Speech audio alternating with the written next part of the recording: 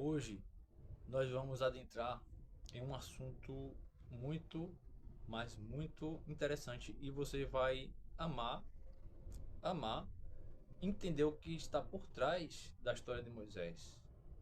Então, é um assunto diferente hoje. É um assunto sobre a história, fatos e provas da história de Moisés no Egito, em Mitzrayim. Então você vai achar interessantíssimo ouvir isso, coisa que talvez você nunca foi exposto sobre isso. Então abra em Êxodo, capítulo 2, versículo 10. E aqui eu vou fazer algumas leituras e citações de fatos arqueológicos, informações sobre a história de Moisés. Então, o que diz a palavra? Então, vamos para o texto em hebraico primeiro. Vaigadel hal ילד ותביאהו levat Faraó, ou filho de Faraó, Vaihir la Leven, Vatikra, de chamar Shemor Moshe, chamou o nome de Moisés, Vatmer Ki Min Kamaim, Meshtiu. Então, o que diz a palavra? E o menino cresceu e ela trouxe a filha de Faraó. E ele foi para ela como um filho, chamou seu nome de Moisés, Moshe, e disse: Porque das águas o tirei. Então, isso aqui diz respeito à história de Moisés, quando ocorreu o episódio ali das matanças das crianças no Egito, da tentativa de matar recém-nascidos, né, entre aspas, corrigindo crianças, bebês, né, e na tentativa de salvar Moisés, aquele bebê novo, a mãe enviou pelos rios, certo? Do Egito. E caiu na graça da filha do faraó, do governador daquela época. Então, eu quero aqui abordar sobre a origem do nome Moisés, o que acontece ali em torno daquela história, daquela época. Então aqui você vai descobrir coisas muito especiais sobre a história da humanidade, certo? Porque nós temos a Bíblia, temos a palavra de Deus, sim, mas é uma responsabilidade do homem o quê? Em sua fé, porque isso acrescenta na nossa fé sobre as histórias da Bíblia. Então, veja algo muito importante sobre Moisés, primeiramente. Então, veja o que diz no livro específico. Um dos primeiros motivos encontrados pelos céticos para duvidar do relato bíblico era o fato de que a história de Moisés sendo salvo do Nilo parecia ser muito com a saga de outros heróis da antiguidade. Então, quando falamos céticos, é o quê? São pessoas que associam, não acreditam na história da Bíblia e as associam a outras histórias já criadas ou acontecidas na história da humanidade e as associam aquilo como se o povo de Israel, o judeu, tivessem puxado as informações dali para criar uma história de um herói bíblico, por exemplo. Ou seja, eles inverteram as coisas, né? Então, céticos. Então veja o seguinte, continuando. Temos um homem chamado Sargão, primeiro. Então, o mito do Sargão, primeiro, o grande rei de Akkad, é um bom exemplo. Ele governou Babilônia na segunda metade do terceiro milênio antes de Cristo e foi personagem legítimo histórico, mas com um surpreendente começo de vida. A semelhança, então veja, a semelhança entre o relato de seu nascimento e a narrativa bíblica acerca de Moisés é tão evidente que alguns concluem que não se trata de mera coincidência. Vejamos um trecho do texto encontrado em duas cópias neo-assírias incompletas e um fragmento neo-babilônico que estavam entre os tablets desenterrados na região do Iraque. Então, o Iraque, para você que talvez seja não conhece muito bem as regiões ali do Oriente, você tem o Iraque, onde, por exemplo, um homem chamado Saddam Hussein, ele tentou até reconstruir ali as estações da Babilônia, por exemplo, daí para o Iraque, onde você vê ali um monumento que foi tirado para a Unesco como um patrimônio histórico, né, da humanidade. Então, as instalações da Babilônia são protegidas, tanto é que você vê viagens lá e são acompanhados de homens armados, certo? Então, muitos achados foram guardados, são guardados, né, para arqueologia e etc. E esse específico fala do Sargão. Então, veja a mensagem sobre ele. Sargão, o rei poderoso, o rei de Acade, eu sou. Minha mãe era uma alta sacerdotisa. Então, alguns traduzem: minha mãe era humilde. E meu pai não tive oportunidade de conhecer. O irmão do meu pai vivia ou amava as montanhas. Minha cidade é Azupirano, que está situada no ribeiro do Eufrates. Minha mãe, alta sacerdotisa ou a humilde, me concebeu em secreto e me deu luz. Ela me colocou num cesto de juncos e fechou a tampa com betume. Ela me colocou no rio Eufrates, que não me submergiu. O rio me levou boiando até Aqui, o resgatador das águas. Então, até recentemente, muitos entenderam que esse mito seria o texto original que inspirou os escribas judeus a criarem a lenda de um herói hebreu. Afinal, é fato conhecido que em 587 a.C., os judeus foram levados cativos para a Babilônia. Ponto. Ali, eles poderiam ter conhecido a história de Zargão, que foi acrescentada à história de Moisés após o fim do cativeiro em 537. Então, mas se provássemos que a história original não vem da Babilônia, e sim do Egito. Esse é um fato, porque se você olhar o que foi dito, recitado naqueles tablets da Babilônia, junco, por exemplo, são palavras-chave. Eu quero que você atente para isso. Palavras-chave que ele diz: junco, papiro, cesto, linho, ribeiro. Então veja as palavras-chave. Então me diga como alguém da Babilônia teria essas frases parafraseadas, jogos de palavras, com o acontecimento de Moisés, né? Do herói Moisés. Então, outro ponto interessante é que o nome Moisés ele advém de um termo egípcio, certo? Egípcio, literalmente egípcio. Então veja o seguinte: de todas as palavras, no entanto, nenhuma oferece maior pista que o nome do herói em si. Longe que deveria ser caso se tratasse de uma lenda semita, não é um nome hebraico, mas egípcio. Sua raiz está nos verbos ms, que significa nascer ou nascido de, e msi, que quer dizer gerar, dar à luz. E aqui ele cita os desenhos hieróglifos, certo, do Egito, né, como era usado. E um ponto interessante que eu chamo sua atenção sobre a situação de Moisés é que Moses vem de parâmetros construtivos de quê?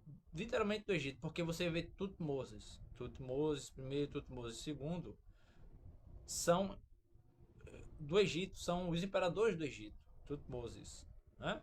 E com relação à história de Ramsés, é muito agora duvidado que seria ele o faraó especificamente do período do Êxodo, né? Porque você vê que Hollywood, por exemplo, o sistema cinematográfico ele busca vender. Sim, que através é conhecida a palavra de Deus de alguma maneira, mas veja que por motivos, né, pessoais é escolhido o nome Ramsés como o líder carrasco da época do Egito, quando na verdade se é buscado, por exemplo, a história do templo de Salomão, quando Salomão construiu, no livro de Reis, é descrito tantos anos foram se passados desde o êxodo de Israel. E quando os arqueologistas passaram a pegar essa data e retornar para o passado, e eles fizeram um acréscimo, foi-se notado que na 18ª dinastia especificamente se encaixaria o período do êxodo e não no 19ª dinastia do Egito, porque na 19ª envolveria o que? Ramsés. Mas na época de Moisés, que seria antes, com base no que já está na Bíblia, seria muito mais plausível o Tutmoses. Mas você tem o nome, deixa eu me buscar aqui, certo? Que seria da egípcia na época de Moisés, né? A lista da mulher que resgatou Moisés no Êxodo.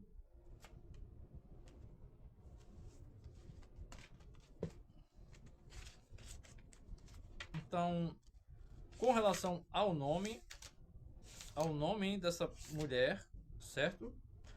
Nós temos o nome dessa mulher filha do faraó, Hatshepsut, certo? E com relação ao cronograma, faria mais sentido o êxodo ele ter ocorrido na dinastia de 18ª dinastia, que seria de Tutmoses, E daí você vê muito sentido plausível porque do nome também de Moisés. Porque não é somente descrito como que foi tirado das águas, porque você vai entender que quando diz em Êxodo, por exemplo, que foi edificado a casa de Pi-Ramsés, por exemplo, em Êxodo, nós temos que, por exemplo, em Êxodo e Ramsés se trata apenas de uma atualização textual, né? Atualização textual da história, porque se você notar bem, é dito que um faraó havia morrido, por exemplo, após um tempo que Moisés passou fora do êxodo do Egito, quando ele fez uma ação, né, que culminou na morte de alguém. Moisés fugiu. Foi dito que morreu ali o faraó daquela época, nasceu outro e veio outro. E os faraós, se você vai notar bem, do Egito, há faraós que ascenderam ao trono muito novos, muito jovens, né? E é muito plausível os encaixes. Quando você vê, retornando a esse nome de edificação da cidade, os cidades de Armazém, Piatum e Ramsés, trataria apenas de uma atualização do texto. Porque se você olhar bem, quando foi escrito o livro de Êxodo? Foi na época do Êxodo? Não. Mas foram escritos por alguém, assim como você vê a morte de Moisés. Quando morreu Moisés ali no monte. Moisés estava descrevendo a sua história? Não, porque Moisés já tinha partido para o descanso em Deus, né? Então alguém escreveu a história. E voltando no Êxodo, um exemplo do Êxodo, você vai identificar o quê? Que o faraó não é mais mencionado o quê? Não é mencionado nomes do faraó. Por que não é mencionado nomes do faraó do Egito, mas apenas o faraó do Egito? Então, isso são pontos detalhistas que levam a você entender o que pensou aquele que estava escrevendo, redigindo essa história, certo? Nos documentos, papéis muito antigos, no tempo da antiguidade. Por que não havia um nome do faraó sendo descrito? Ou pelo menos o primeiro nome. Outro ponto é a omissão, por exemplo. Você vai ver a história de Moisés. Veja o que um homem estudioso disse, da área da arqueologia. Siegfried Júlio deduz que a omissão do nome de uma divindade egípcia no nome de Moisés explica-se provavelmente pelo fato de que ele renunciou ao culto idolatra quando atingiu a maioridade. Por isso, seu nome ficou sendo apenas Moisés, sem o complemento divino que talvez existiria na infância. Porque se você vai ver, eles seria o prefixo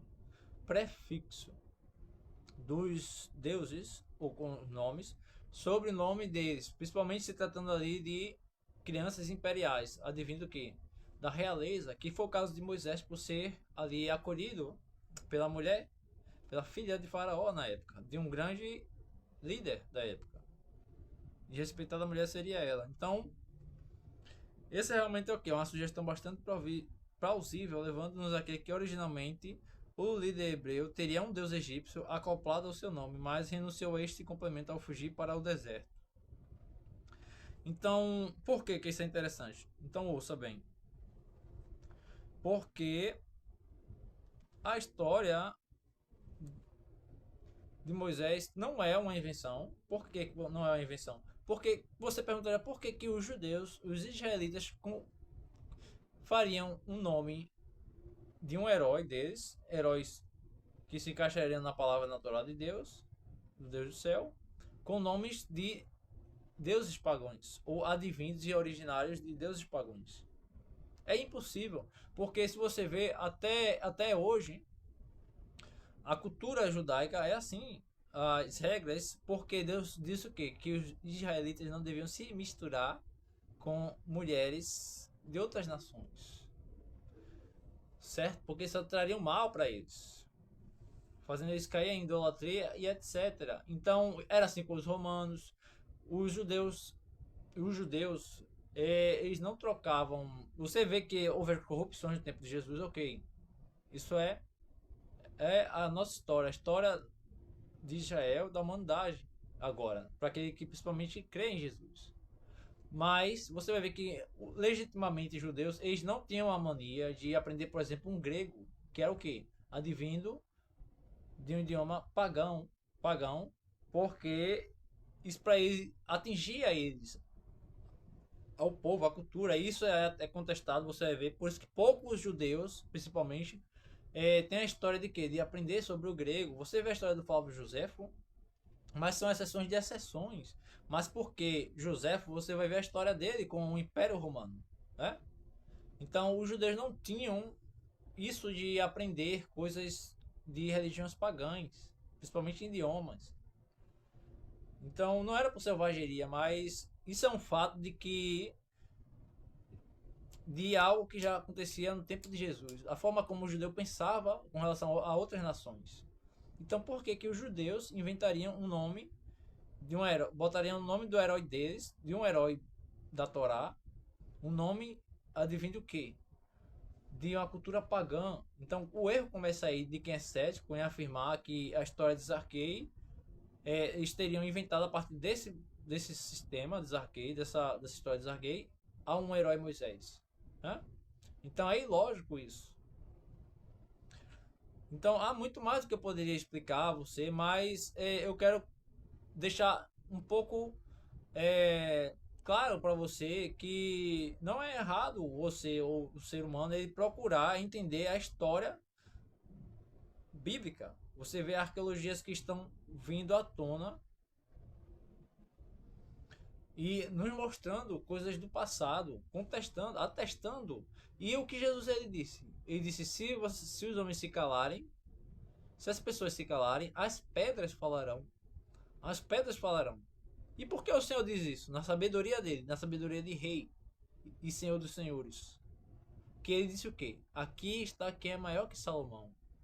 Então veja que há 2000 anos atrás Jesus falou isso. As pedras falarão. Se as pessoas se calarem, as pedras falarão. As descobertas que viriam à tona falariam por si, falariam. Ou seja, a história, os rastros do que aconteceu são vivos, estão nas pedras, uniformes, foram descobertas no Iraque. Então isso é muito impactante. As pedras falarão, literalmente. Está escrito nas pedras a história da Bíblia.